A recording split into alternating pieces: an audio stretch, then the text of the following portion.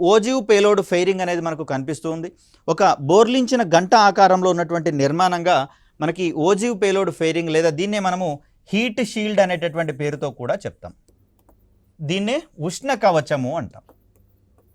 ఇది మొదటి దశలో వాహనంతో అంటిపెట్టుకొని అంటే ఉపగ్రహాన్ని దీంట్లోనే అమర్చుతారు కాబట్టి మొదటి దశలో వాహనంతోటే ఉంటుంది. రెండవ దశ స్టార్ట్ అయిన తర్వాత ఓజివ్ పేలోడ్ ఫెయిరింగ్ అనేది మెయిన్ రాకెట్ తోటి సెపరేట్ అయిపోయేటటువంటి అంశాన్ని మనం చూస్తాం.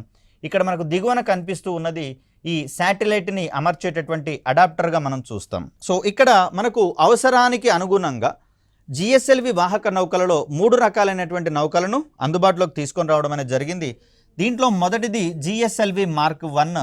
ఇది రష్యా తయారీ క్రయోజనిక్ ఇంజన్లను వాడగా ఇక్కడ జిఎస్ఎల్వి మార్క్ 2 మరియు మార్క్ 3 విషయాలలో స్వదేశీయంగా రూపొందించబడినటువంటి క్రయోజనిక్ ఇంజన్లను వాడినటువంటి జిఎస్ఎల్వి వేరియంట్స్గా మనం ఇక్కడ చూస్తాం. సో మనకి ఇక్కడ పటంలో కనిపిస్తున్నటువంటిది ఇది జిఎస్ఎల్వి మార్క్ 1 కాగా ఇది మార్క్ 2 మరియు మార్క్ 3కి సంబంధించినటువంటి ఒక మోడల్స్గా మనం చూస్తాం. సో వీటి సహాయంతో భారత్ అత్యంత భారీగా ఉండేటటువంటి కమ్యూనికేషన్ ఉపగ్రహాలను సైతము భూస్థిర కక్షలలోకి ప్రయోగించేటటువంటి సామర్థ్యాన్ని కలిగి ఉన్నట్లుగా మనం చెప్తాం.